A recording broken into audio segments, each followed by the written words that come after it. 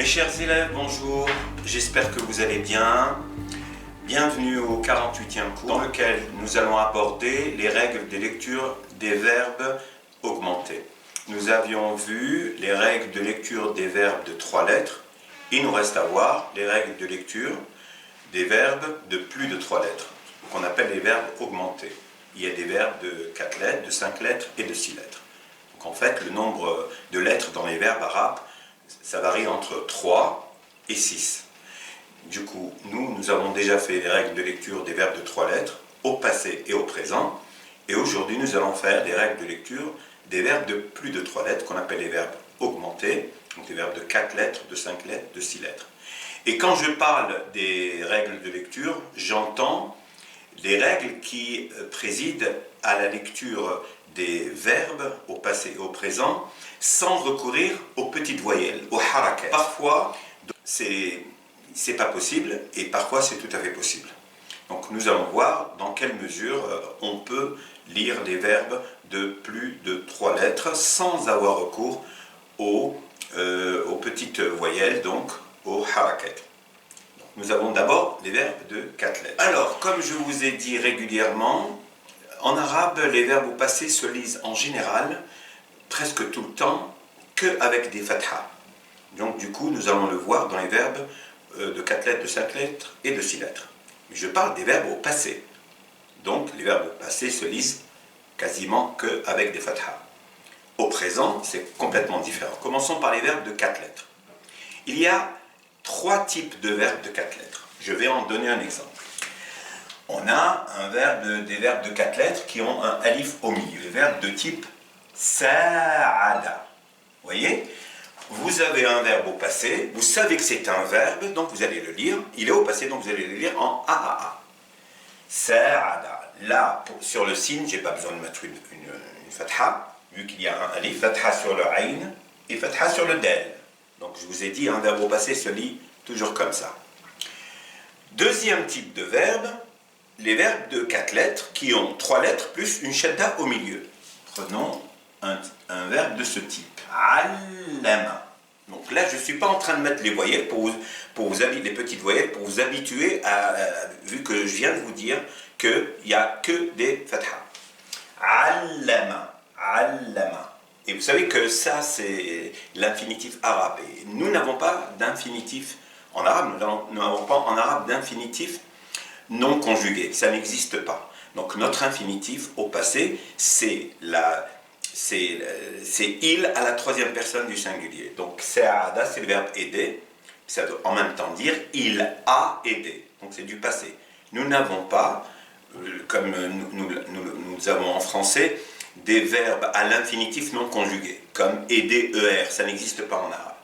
Du coup, les verbes sont à l'infinitif quand ils sont au passé et à la 3e personne du singulier masculin. Donc, il au passé. Donc, sa'ada, c'est le verbe aider, mais en réalité, ça veut dire il a aidé. Et ces verbes-là sont en AAA, tout le temps. Deuxième type de verbe de 4 lettres, allama. Donc, nous avons 3 lettres, plus la shadda qui compte pour une lettre. Allama. Troisième type de verbe, c'est un verbe de 3 lettres, plus une hamza au début. Annoncé, c'est le verbe a'lana. Et quand on a un verbe de 4 lettres de ce type, les verbes portent une fatha, sauf la 2e lettre, qui n'est pas vocalisée. Donc, a'lana. A'lana. Je vais vous le mettre si vous voulez. A'lana. Et le ayn n'a aucune voyelle. On peut le laisser comme ça, comme on peut le mettre. Un soukoun, ça veut dire 0 voyelle, il n'y a pas de voyelle. A'lana, et là on a allama, et là on a sa'ada. Quand vous avez des verbes de 4 lettres, au présent, c'est le seul type de verbe, donc les verbes de 4 lettres, qui au présent commence par une dhamma. Au lieu de dire ya, on va dire you. Donc les verbes de 4 lettres sont les seuls qui commencent par you. Si vous prenez n'importe quel verbe, comme yuridu, il veut, yuhibbu, il aime, c'est parce qu'au passé, c'est un verbe de 4 lettres. Parce que les verbes de 5 lettres, de 6 lettres, donc n'ont pas de dhamma au début. Hein? Les verbes de 4 lettres et de 6 lettres n'ont pas de dhamma au début, ils ont une fatha au début au présent. D'accord? C'est ya. Les verbes de 4 lettres sont les seuls à avoir you.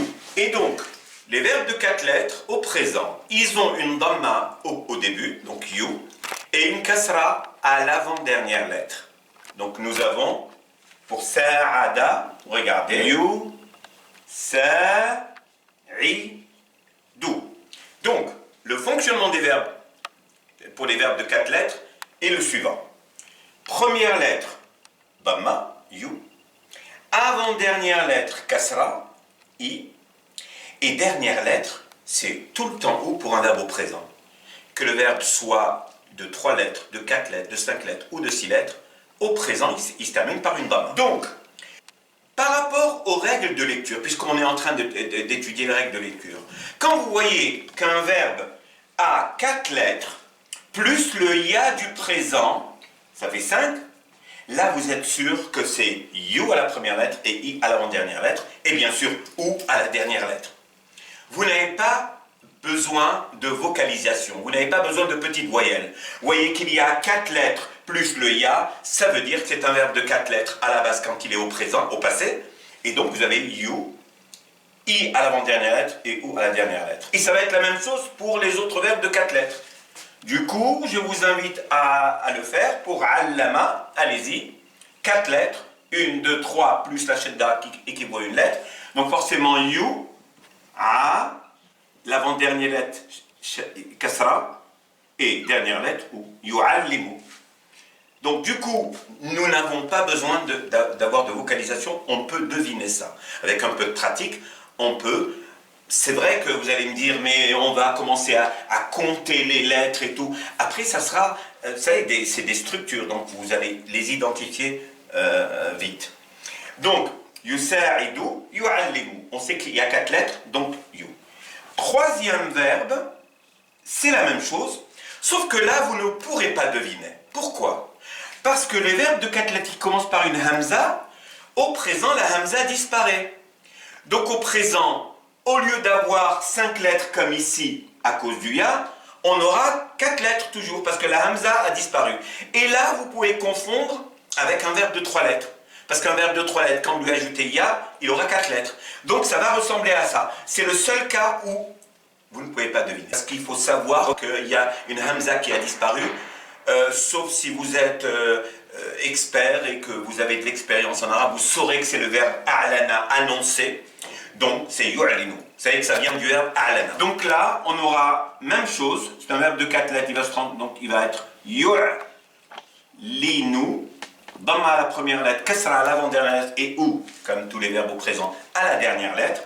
Mais là, comme il n'y a pas 5 lettres, 4 plus le ya du présent, donc vous aurez du mal à deviner. Pour ces deux types de verbes de 4 lettres, vous pouvez deviner au présent que c'est you et i à l'avant-dernière lettre. Mais pour ce type de verbe de 4 lettres, il perd sa hamza au présent, donc vous ne pouvez pas deviner. Passons aux verbes de 5 lettres. Les verbes de 5 lettres, on en a quelques types. On a des verbes de 5 lettres qui commencent par un ta. On va prendre par exemple tabadala, échanger. Vous voyez là aussi qu'au présent, vous avez a. Tabadala. Un autre, ta'allama, c'est le verbe apprendre. Tout à l'heure, on a vu comme verbe allama, c'est enseigner. Ça, c'est le verbe apprendre. Ta'allama. Et je vous ai dit, au passé, c'est quasiment tout le temps a. Ok? Tabadala, ta'allama. Donc, ces verbes de 5 lettres, ce sont les verbes qui commencent par un ta. Il y a des verbes de 5 lettres qui commencent par un alif sans hamza. On y va. Ce type de verbe, quand vous voyez un verbe de 5 lettres avoir un ya au début, regardez, on va ajouter le ya au présent. Au passé, c'est a, ok? On va mettre un ya et on va réécrire le verbe. Donc, on le met au présent. Ce type de verbe est très facile à deviner. Pourquoi? Vous avez un verbe de 5 lettres qui a un ta au début. Soit il a un alif au milieu, soit il a une shadda à la troisième lettre, la shadda qui correspond à une lettre. Ce type de verbe, donc ces deux types de verbes de 5 lettres qui commencent par un ta, vous les identifiez rapidement parce qu'après le ya au présent, il y a forcément un ta. Et ces verbes-là auront des fathas partout, sauf à la dernière lettre, ça sera une dhamma. Donc, yatabadalu. Ta'allama, même chose. Yata'allamu. Yata'allamu. Yatabadalu. Donc, quand vous identifiez un verbe de 5 lettres avec un ya au début, un verbe de 5 lettres qui commence par un ta, ça veut dire que juste après le ya du présent, il y a un ta. Là, vous allez dire, vous n'aurez pas besoin quand vous identifiez ça, quand vous vocalisez ça, vous savez qu'il y a un ya suivi d'un ta. Donc, vous savez que c'est fatha partout, sauf la dernière lettre, dhamma, vu que c'est un verbe au présent. Maintenant, passons au verbe de 5 lettres qui commence par un alif sans hamza. Je vous ai déjà dit à plusieurs reprises qu'un alif sans hamza, soit pour un nom, soit pour un verbe, un alif sans hamza en début de mot se lit i. Regardez.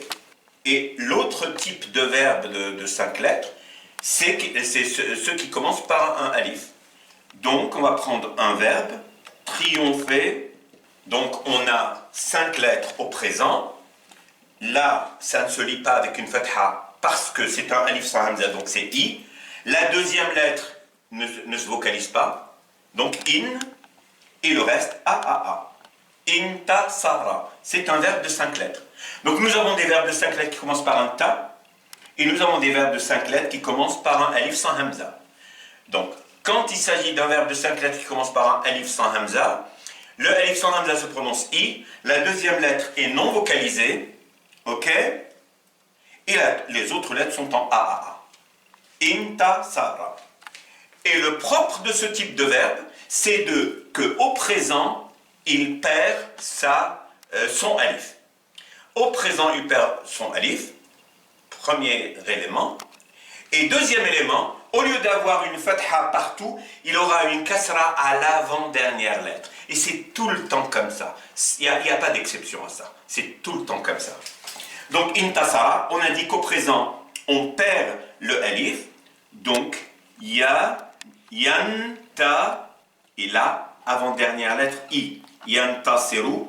Alors que pour les verbes qui commencent de 5 lettres qui commencent par un ta, il y a des fatha partout, même à l'avant-dernière lettre. Et bien sûr, la dernière lettre, dans tous les cas, c'est ou. Donc, intasara, yantasiru. Donc, du coup, quand vous connaissez la règle, vous n'avez pas besoin qu'on vous vocalise le verbe, ni au passé, ni au présent. Il reste les verbes de 6 lettres, et pour les verbes de 6 lettres, c'est encore plus facile.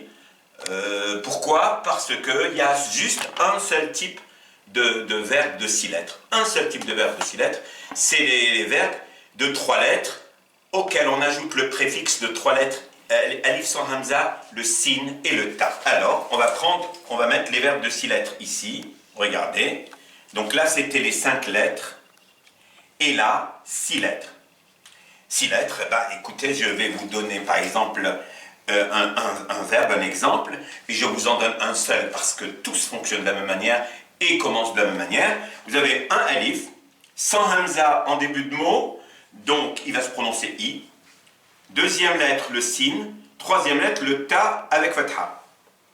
Ista. Tous les verbes de 6 lettres commencent par ista. Et après, quatrième lettre, on va prendre par exemple ista, sukun, sans voyelle, mala. Donc, tous les verbes de 6 lettres fonctionnent de cette manière. Vous avez ista au début, alif sans hamza, donc i. Deuxième lettre, non vocalisée. Troisième lettre, ta. Ça, c'est le préfixe qui annonce un verbe de 6 lettres. La quatrième lettre est toujours non vocalisée. La cinquième et la sixième prennent toujours une fatha. Istamala. Et comme nous venons de voir pour les verbes de 5 lettres qui ressemblent à peu près aux verbes de 6 lettres, ça va être quasiment la même chose. Le alif va disparaître, donc on va dire yes, ta. Deuxième lettre, sukun, comme ici, yan. Troisième lettre, fatha. Quatrième lettre, sukun, yasta. Et l'avant-dernière lettre, kasra, comme les verbes de 5. Et la dernière lettre, dhamma, bien sûr, c'est un verbe au présent. Voilà, donc l'avantage de ce type de verbe, c'est que ça fonctionne toujours de la même manière. Voilà, j'espère avoir été clair. Donc nous avons travaillé aujourd'hui sur les verbes augmentés, comment les lire sans les petites voyelles, sans les voyelles courtes, sans les harakat. En vous remerciant de votre aimable attention, je vous souhaite une excellente fin de journée et à très bientôt.